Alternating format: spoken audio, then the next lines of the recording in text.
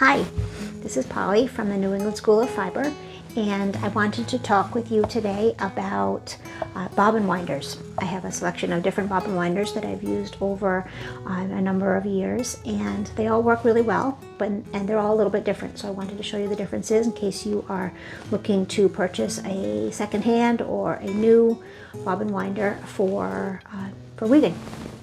So the first one I will show you is this wooden one that is from Harrisville Designs. This is the one I've had the longest. It served me very well, and this is mostly made of wood. It's made in New Hampshire, United States, and this has been repaired. Typically the handle spins in your fingers as you turn this whirl that has a belt that turns the shaft. When mine broke over after many years of use, my husband and I repaired it with a screw in the back, so it doesn't, the handle doesn't spin in my fingers anymore, but it's nice and smooth. It still works very well, and I do still use this one. It doesn't have a clamping mechanism attached to it. What I use is a C-clamp.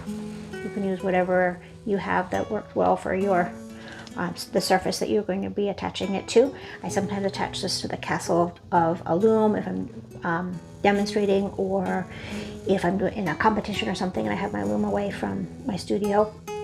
And I definitely don't want to bite into the wood with the clamp, so I use these little felt pads, and these come in all kinds of shapes and sizes. They're made for and sold for protecting floors and the bottoms of furniture, like chair legs.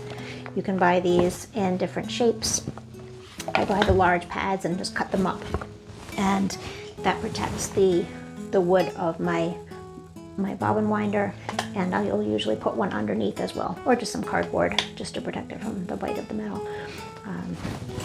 But these they're lightweight and very handy. This one is tapered, but also it's in two pieces, so it has a little bit of spring that it holds the bobbins tightly on there. Now the next two are both Swedish made metal bobbin winders. I'm not going to try to pronounce either of them, but I will show you up close the names and list them below. And this one has an attached clamp. The shaft is tapered slightly, so it's not open, it's a solid metal piece, but because it's tapered, it does fit a whole variety of bobbin sizes. I'm borrowing from a weaver friend, and the box instructs that it should only be wound clockwise. And it's very smooth, it feels very sturdy, and it's pretty quick. It winds a bobbin quickly. It's very agreeable.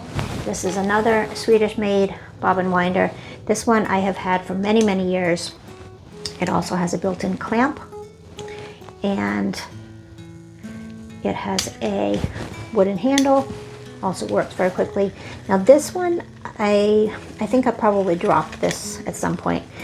It only turns in one direction, but that's user error. I've had this one for probably 20 years, and it's worked beautifully. So it just needs a little bit of oiling and maybe some readjustment. But like the other Swedish made metal bobbin winder, this one has a tapered shaft. It's solid, but because of the taper, it fits a lot of different size bobbins. These are some of the bobbins that I typically use. This is a Leclerc, and it fits very nicely on the Harrisville. Harrisville, of course, fits well. This is a shat. I don't tend to use this one as much because the shuttles that I use are shorter. This one does not fit on the Harrisville.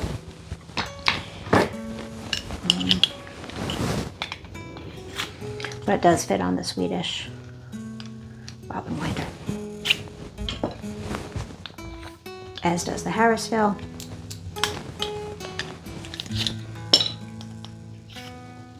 Leclerc.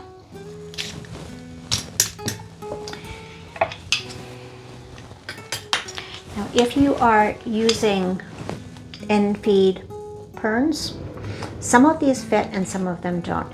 This red one, I believe, might be a shunt. I'm not really sure. And I believe that this black one is an AVL. Again, I'm not really sure. This one does not fit. This one is too large, but the red one does fit. So this would take some measurement and experimentation to see what's going to work well for you if you do use end feed shuttles.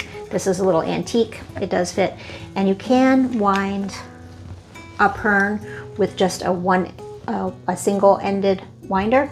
Some people prefer to use a double-ended winder, and I'm going to show you what that looks like next.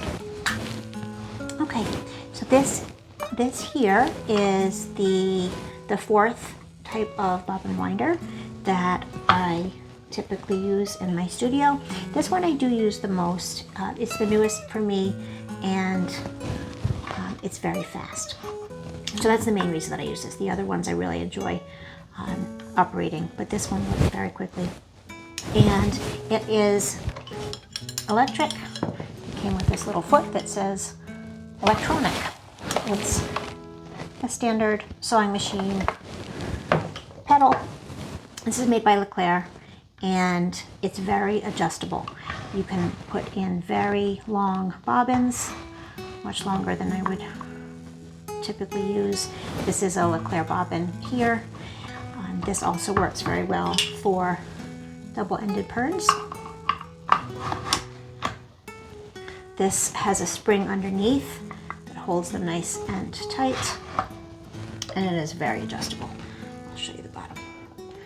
See, it has this spring under here, and it has a standard type of a plug that connects it to the power there. Now, I generally attach the thread before I put it on the bobbin winder with any of these. I hold it lightly with my thumb, wind it on. This one spins away from me, so I want my yarn going up and over.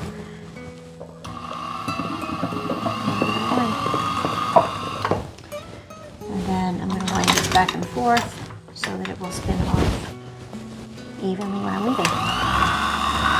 Very fast.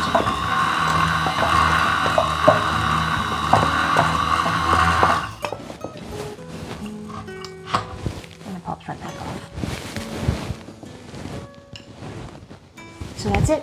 These are the bobbin winders that I typically use, and I can't really even say that any of them are my favorites. This is just the fastest, and it's the newest for me. But this one was new for me. Several of the others were secondhand, and they've all worked and served me very well over the years. So those are the bobbin winders that I most frequently use here in my studio and when I'm demonstrating.